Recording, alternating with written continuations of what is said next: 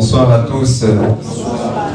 Je voudrais commencer par remercier les responsables, notamment le berger Serge, la bergère Armand, le frère Josias et tout votre groupe de prière. Je me sens vraiment honoré par cette invitation. Que le Seigneur vous bénisse abondamment. Alors frères et sœurs, c'est toujours une joie pour moi d'être dans votre assemblée et de prier avec vous. Le responsable diocésain pour notre diocèse Ottawa-Cromwell, quand il est venu chez nous, il est venu nous visiter, il nous a dit quelque chose. Notre mouvement, le mouvement charismatique, est caractérisé par deux choses principales. Il a parlé de l'ivresse de l'esprit et de la joie du Christ ressuscité. Et à chaque fois que je suis ici, je ressens vraiment cela. Et ma prière pour vous, c'est vraiment que le Seigneur continue de vous faire cette grâce, que vous puissiez toujours être des personnes ivres du Saint-Esprit. Que votre groupe soit toujours un groupe rempli des ivres du Saint-Esprit. Et que la joie du ressuscité demeure toujours dans vos cœurs. Alors, on m'a demandé de parler ce soir du parler en langue. Avant de commencer à parler du parler en langue, j'aimerais qu'on fasse un petit exercice. Est-ce qu'on peut saluer le voisin, saluer la voisine? Aidez-moi à saluer le voisin, aidez-moi à saluer la voisine. La paix du Seigneur dans les cœurs, dans les familles. Maintenant, j'aimerais vous demander, est-ce que vous pouvez demander à votre voisin s'il est disposé? Disposé, je suis disposé.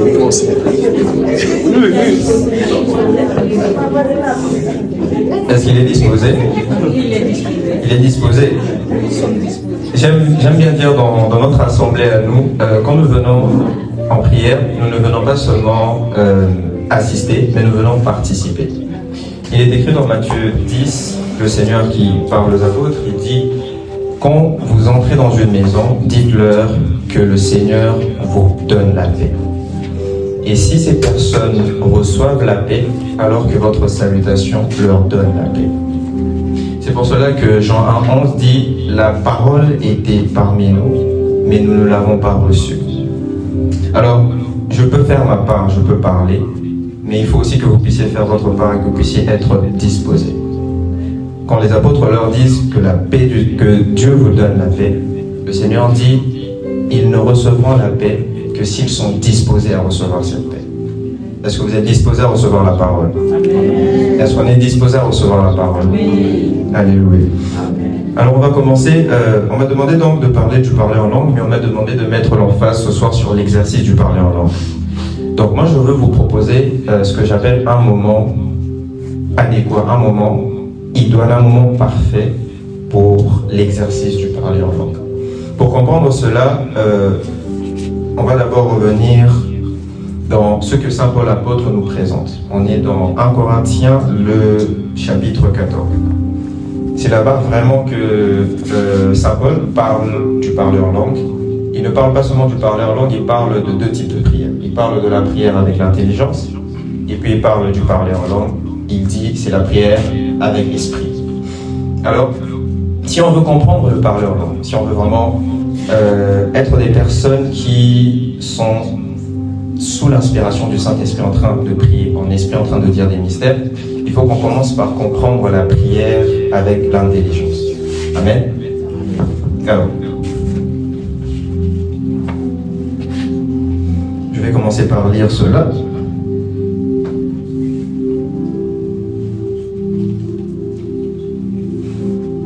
Donc, je disais 1 Corinthiens 14, je vais lire le verset 2. Celui qui parle dans une langue inconnue s'adresse à Dieu et non aux hommes. Personne ne comprend les paroles mystérieuses qu'il prononce sous l'inspiration de l'Esprit. Mais celui qui prophétise aide les autres à grandir dans la foi, les encourage et les réconforte. Celui qui parle dans une langue inconnue s'édifie lui-même. Amen.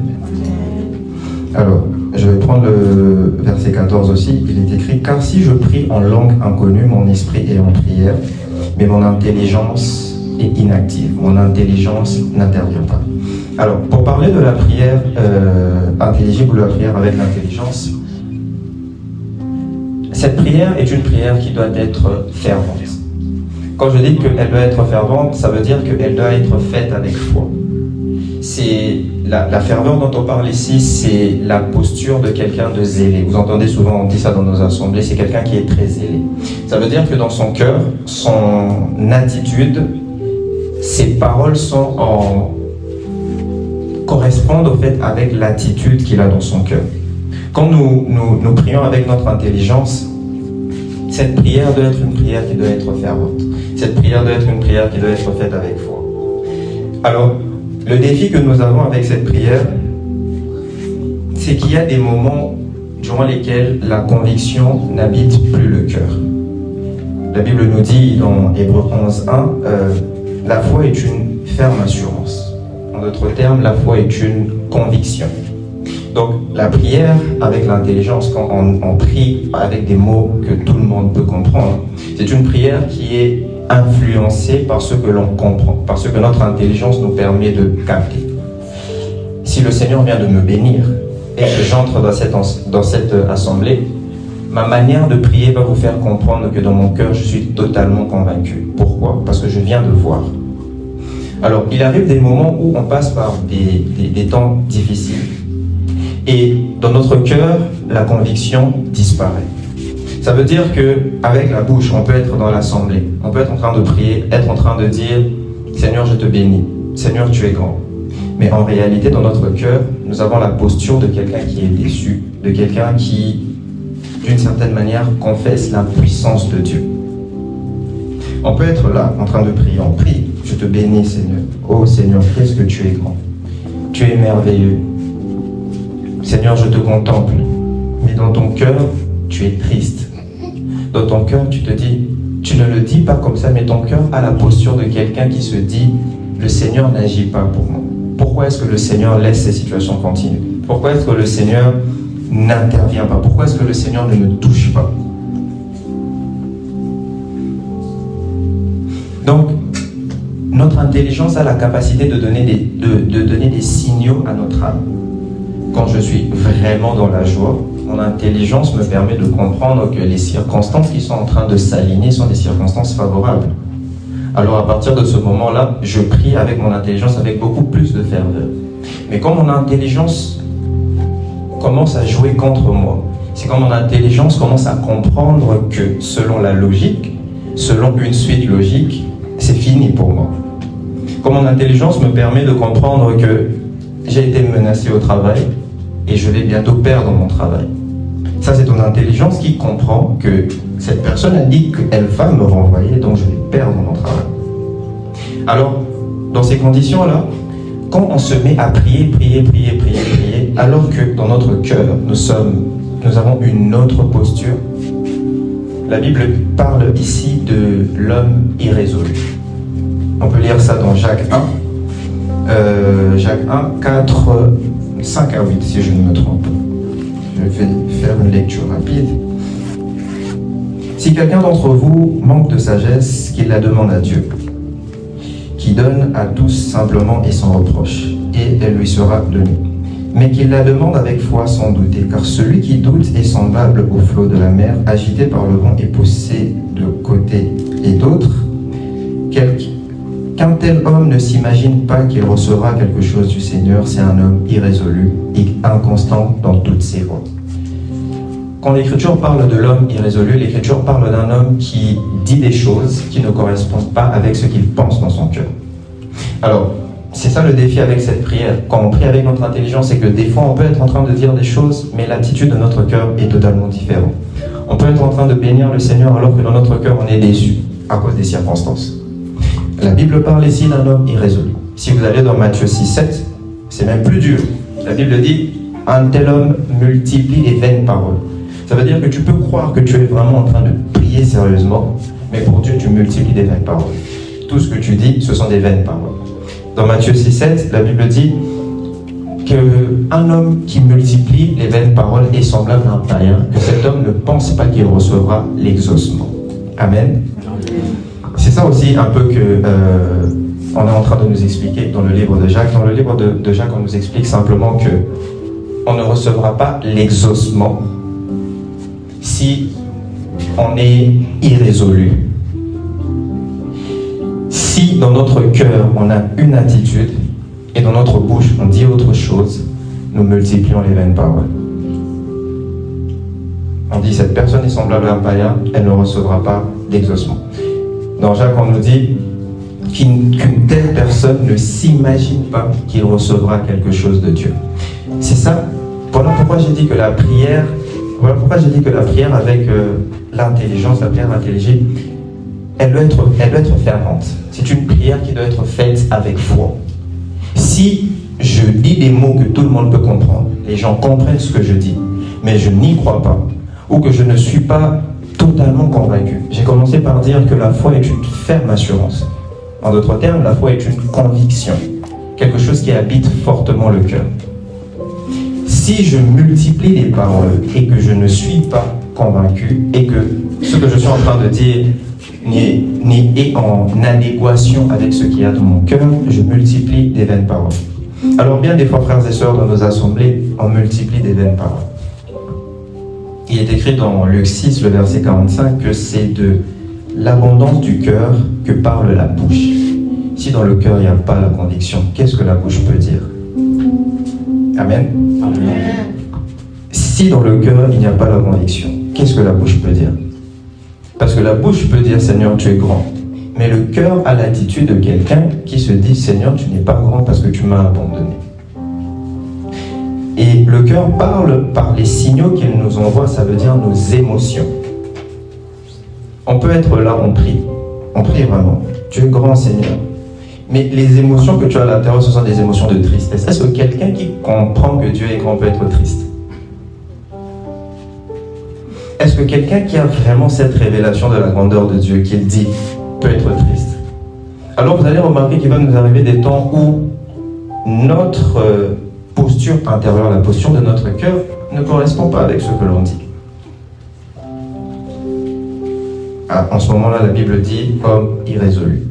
Quelqu'un qui dit ce qu'il ne pense pas. Quelqu'un qui dit ce qui ne se trouve pas au fond de son cœur.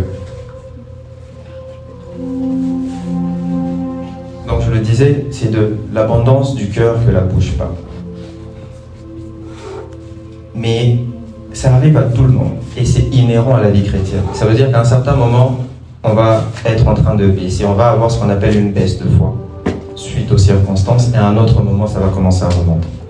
Vous allez voir, même David, dans les psaumes, il dit « Mon âme, pourquoi t'as battu ?» Si l'âme de David était abattue, c'est parce que l'intelligence de David lui envoyait des signaux pour lui dire « Mais on est dans le désert. On est dans le désert. » Le Seigneur venait de le chasser. Donc David était dans le désert. Et ton intelligence te fait exactement comprendre qu'en effet, tu es dans le désert. Qu'en effet, il y a une forme de sécheresse. Qu'en effet, tu es seul. Alors l'âme de David commence à être abattue. Et il fait ce constat. Celui qu'on appelle l'homme selon le cœur de Dieu était abattu dans son âme. Il avait ce qu'on peut appeler une baisse de foi. C'est vraiment pour vous dire, frères et sœurs, que c'est quelque chose d'inhérent à la vie des chrétiens. Ça veut dire qu'il y a des moments où ça va descendre, il y a des moments où ça va remonter. Mais pendant ces moments où ça descend, c'est ici que je veux faire cette transition pour parler de notre thème, le parler en langue, pour parler précisément de l'exercice du parler en langue. Alors, normalement, c'est juste on m'a demandé de parler de l'exercice, mais sinon, on a deux types de parler en langue, la glossolalie et puis la xénoglossie. Dans nos assemblées, ce qui se manifeste le plus, c'est plus la glossolalie. Ça veut dire que quand on prie, on dit des mystères dans une langue que personne ne comprend. C'est surtout, avant tout, pour s'édifier soi-même. La Bible dit dans d'autres versions, se construire soi-même. Alors, donc moi, je vais surtout rester sur la glossolalie pour faire ma transition. Après ce que je viens de dire, j'ai l'impression qu'on est triste, que c'est quelque chose qui, en tout cas, nous attriste. Mais j'aimerais vous demander encore de m'aider à dire quelque chose à votre voisin. Dites à votre voisin, Dieu a tout prévu. Dieu a tout prévu. Est-ce que votre voisin a entendu ça? Dites-lui bien, Dieu a tout prévu. Dieu a tout prévu. L'homme irrésolu, frères et sœurs, c'est celui qui prie sans y croire réellement. c'est celui qui n'est pas habité par une ferme conviction. Alors, j'aimerais que quelqu'un dans l'Assemblée nous aide à lire Romains 8, 6, si c'est possible.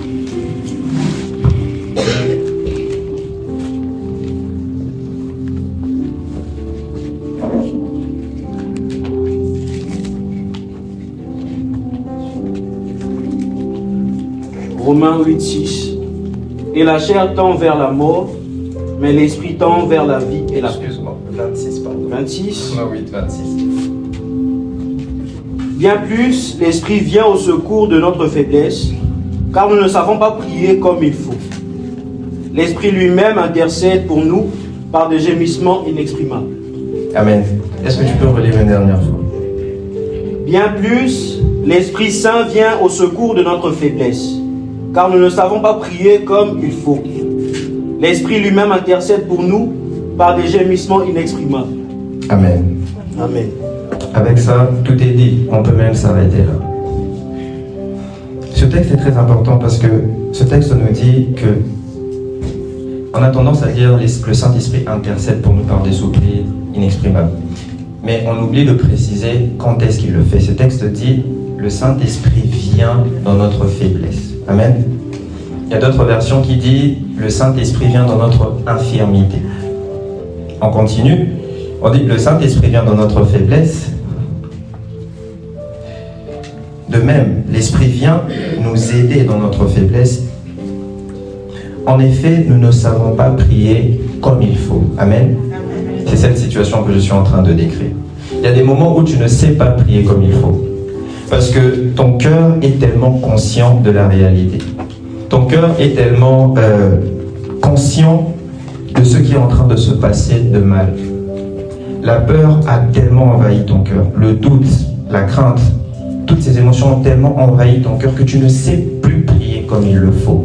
Parce que la prière avec l'intelligence, frères et sœurs, a besoin d'être faite avec la foi. Et donc, quand toi tu l'as fait et que ton cœur passe à autre chose, tu ne sais plus prier comme il faut. Alors, il nous est écrit, frères et sœurs, que le Saint-Esprit vient quand nous ne savons plus prier comme il faut. Il vient dans notre faiblesse, dans notre infirmité. Et c'est de cette situation que je suis en train de parler. Je suis en train de brosser cette situation où l'homme est faible, où l'homme, la Bible dit, il est pratiquement infirme. Il ne sait plus faire les choses de lui-même. Si vous remarquez un infirme physique, c'est quelqu'un qui ne sait plus vaquer à ses occupations tout seul. Il a besoin d'aide. C'est ça un peu que nous sommes quand nous sommes dans cette situation où nous sommes irrésolus. Alors frères et sœurs, ici on nous dit le Saint-Esprit vient dans notre faiblesse. Comme j'ai dit, d'autres versions disent il vient dans notre infirmité. D'autres versions disent, c'est encore plus explicite, le Saint-Esprit vient nous secourir quand nous prions. Amen. Donc ça veut dire que quand on prie, des fois, on a besoin d'aide. Pas de l'aide des hommes, mais on a besoin de l'aide de l'Esprit. Le Saint-Esprit vient nous secourir quand nous prions. En effet, nous ne savons pas prier comme il faut. Nous ne savons pas prier efficacement. Nous ne trouvons pas les mots justes. Nous n'arrivons pas nous-mêmes à dégager de la ferveur.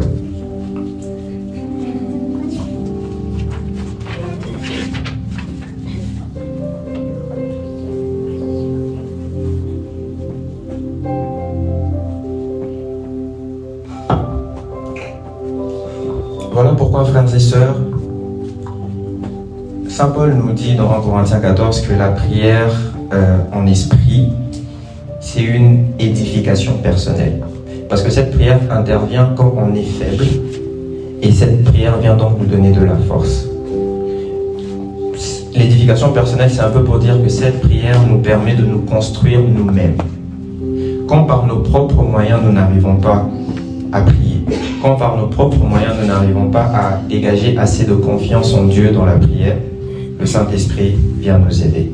C'est en cela que la prière en langue, la prière faite avec l'Esprit, est une édification. En d'autres termes, c'est un renforcement. Ça vient quand toi-même tu es faible.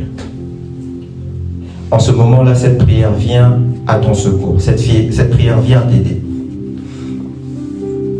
Il y a quelque chose que j'aime beaucoup, c'est que dans Matthieu 26, 41, on nous dit que l'esprit est toujours bien disposé, mais la chair est faible.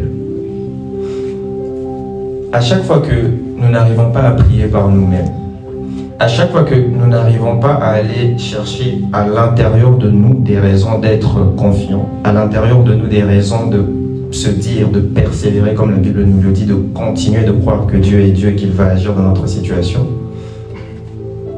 si par nous-mêmes, dans toute notre humanité, nous n'y arrivons pas, j'aimerais nous inviter à nous rappeler que l'esprit est toujours bien disposé. Amen. Quand David dit « Mon âme, pourquoi t'as battu ?» David veut aussi dire « Même si toi tu t'abats, mon esprit est toujours disposé. » L'esprit ne vit pas en fonction des circonstances. L'esprit est toujours disposé. Même si toi, tu es au fond du trou, même si toi, tu n'as plus de force. Et c'est normal. C'est la réalité de ton cœur. Tu n'as plus de force. N'oublie pas que l'esprit est disposé. N'oublie pas que l'esprit est toujours disposé. L'esprit ne dépend pas de nos circonstances. C'est pour cela, frères et sœurs, que la Bible nous dit, nous les chrétiens, nous ne devons pas marcher par la vue, mais nous devons marcher par la foi. Parce que quand on marche par la vue, notre âme sera abattue à cause des circonstances. Mais marcher par la foi, c'est se souvenir que l'esprit est toujours disposé. C'est se souvenir que même si moi-même je n'y arrive pas, il existe ce qu'on appelle la prière en esprit. Saint Paul nous dit, notre esprit dit des mystères à Dieu.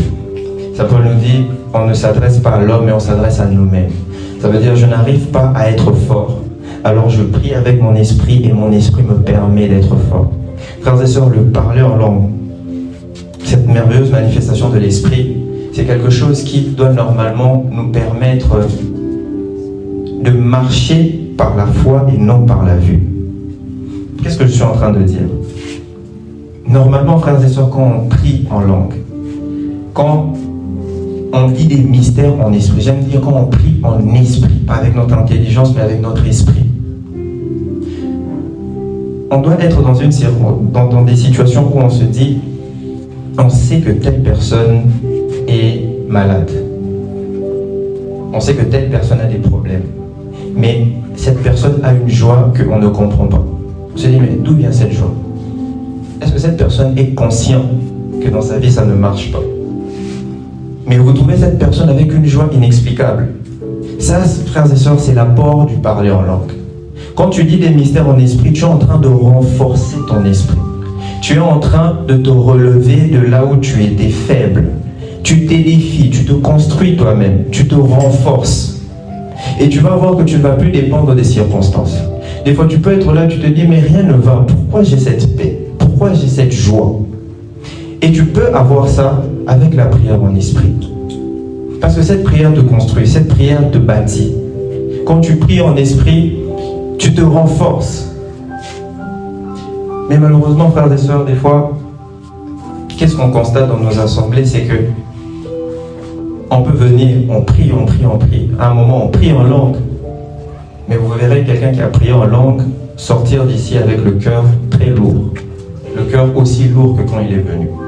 Il est venu avec le cœur très lourd, il est venu avec des problèmes. Il sort d'ici sans la paix. Pourtant, il a fait 1 heure, il parlait en langue.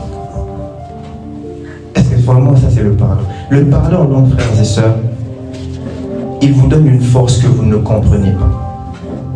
Paul dit, il nous construit, il nous édifie. Le parler en langue, le vrai, il te permet de marcher selon la foi et pas selon la vue. Le parler en langue, le vrai, quand on exerce le parler en langue, frères et sœurs, on devient comme des fous. Les circonstances disent X, toi tu as l'attitude de quelqu'un qui vit Y. Amen. Amen. Pourquoi, frères et sœurs? À cause de ce merveilleux don. Le défi avec ce don, comme la majeure partie des manifestations de l'esprit, pour moi, le principal défi, c'est la pression de l'assemblée. Des fois, on peut être en train de prier. Il y a quelqu'un qui... Je vais commencer d'abord par le texte. Le texte de Romains 8, 26. C'est très intéressant ce qui est écrit. On dit, le Saint-Esprit vient. Amen. Amen. Est-ce qu'on a dit que l'homme l'a appelé? On a dit, le Saint-Esprit vient.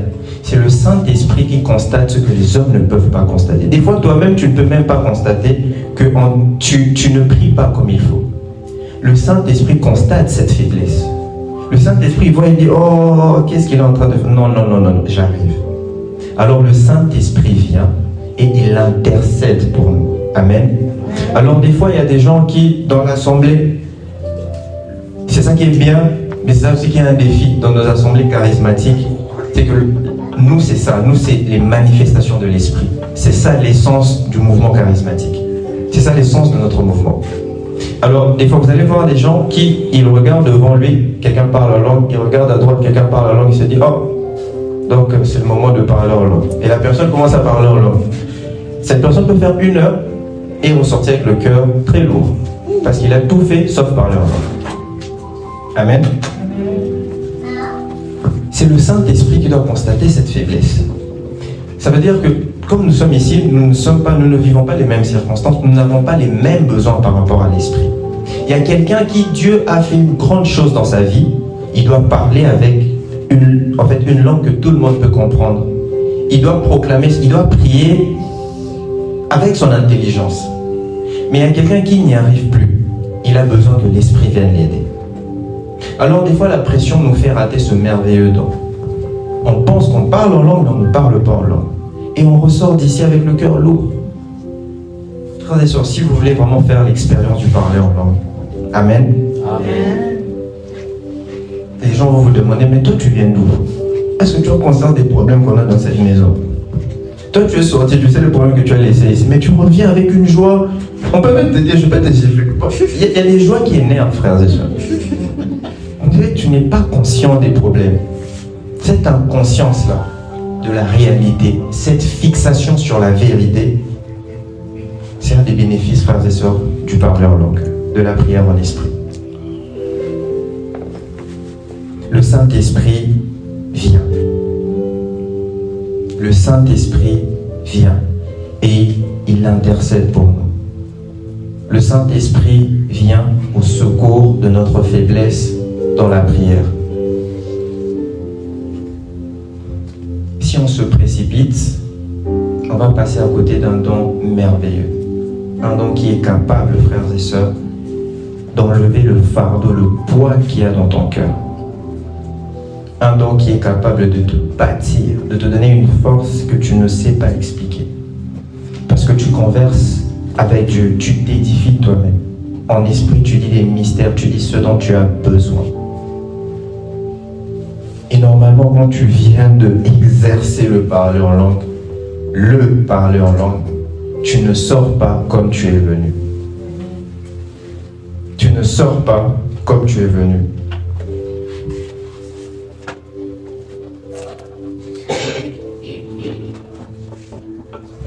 Voilà pourquoi, frères et sœurs, c'est cela le message que je viens vous apporter.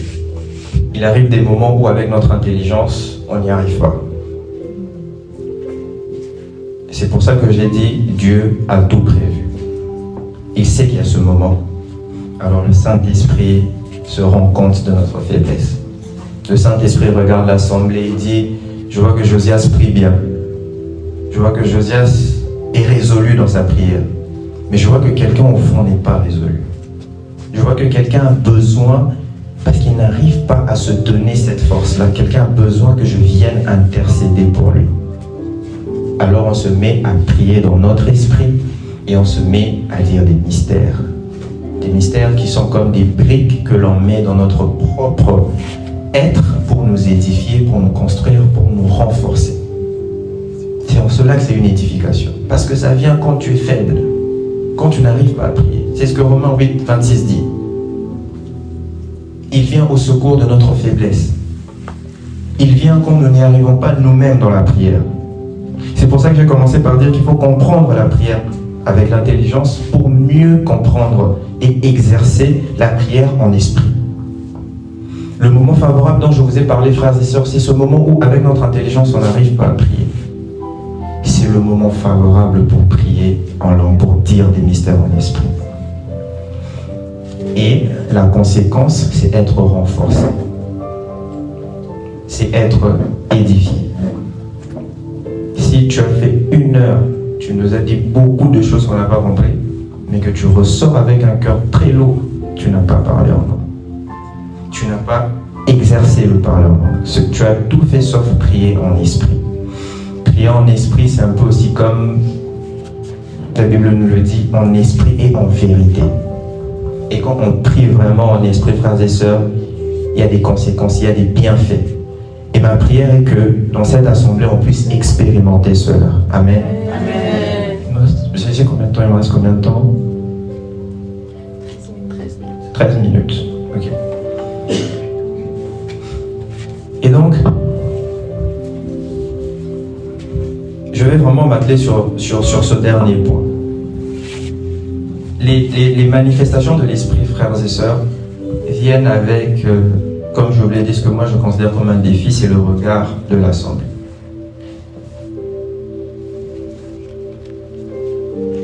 Nous avons besoin, frères et sœurs, de nous souvenir d'une chose. Quand le berger Serge est venu dans notre groupe de prière, il nous a parlé des fruits de l'esprit. Il nous a expliqué que ce que l'évangile nous dit, on reconnaîtra ceux qui sont à Dieu par leurs fruits. Normalement, frères et sœurs, notre spiritualité se mesure par notre capacité à refléter le Seigneur Jésus. Ça veut dire par nos fruits. Amen. Quand on exerce les dons, parler en langue, tout ce que l'on veut, c'est l'esprit qui le fait par nous.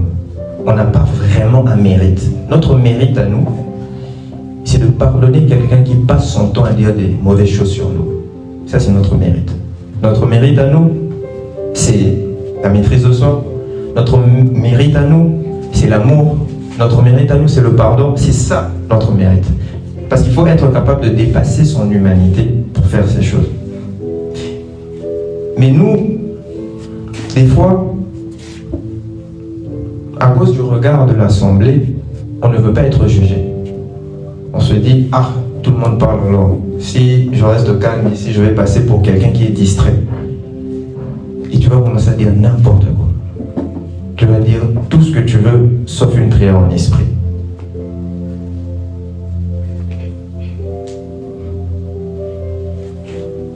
C'est pour cela que j'aime beaucoup ce que le Seigneur dit dans l'Évangile. Il dit, vous me direz, Seigneur, on a prophétisé en ton nom, on a chassé des démons en ton nom, mais le Seigneur dira, je ne vous connais pas.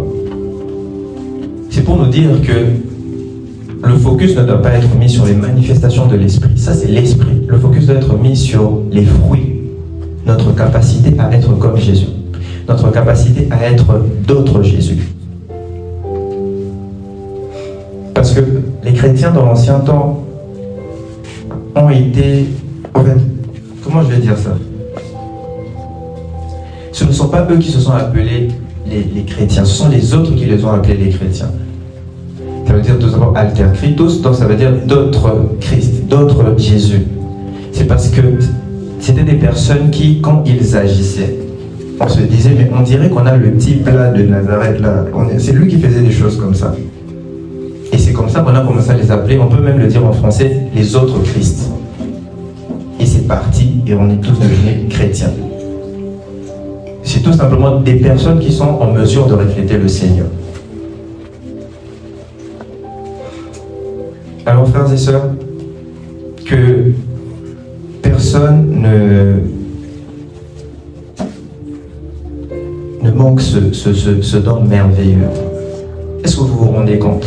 Quand toi, tu n'arrives pas, Dieu a disposé quelque chose qui peut te permettre de trouver de la force. Alors ne ratez pas ça à cause de la pression de l'assemblée. Que personne, comment je vais le dire, ne vous intimide.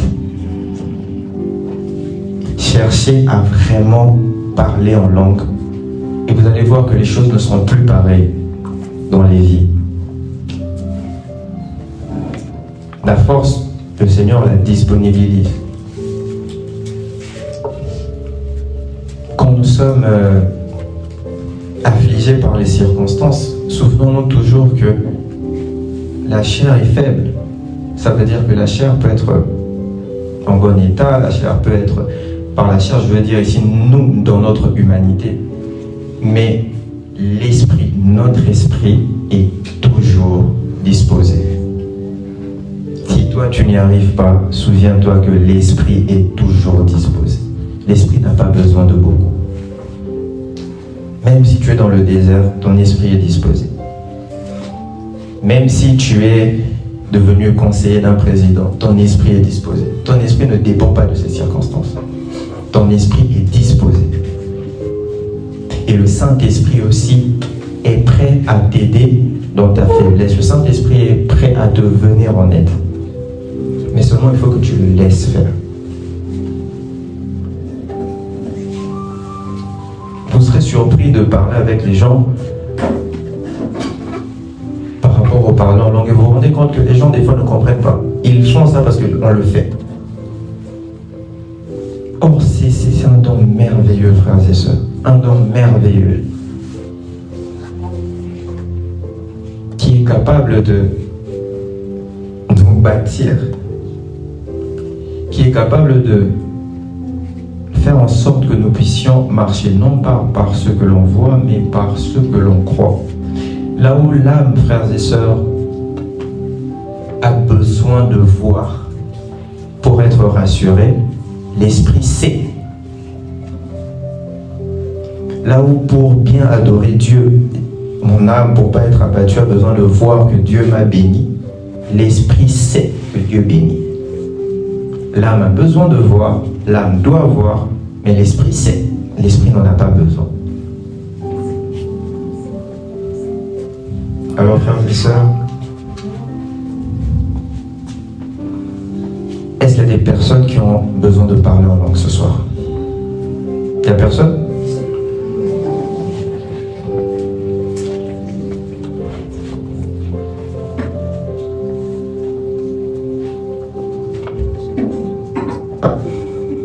Quand nous sommes limités dans la prière avec notre intelligence, c'est en ce moment-là que l'Esprit vient. C'est lui qui vient intercéder pour nous.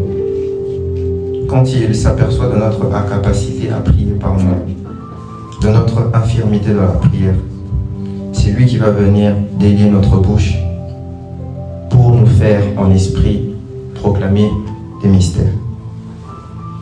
C'est en cela que le parler en langue, la glossolalie, est une édification personnelle.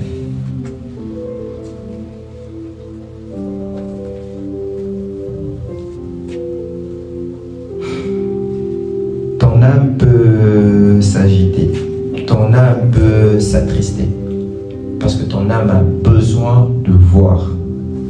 Mais n'oublie jamais que ton esprit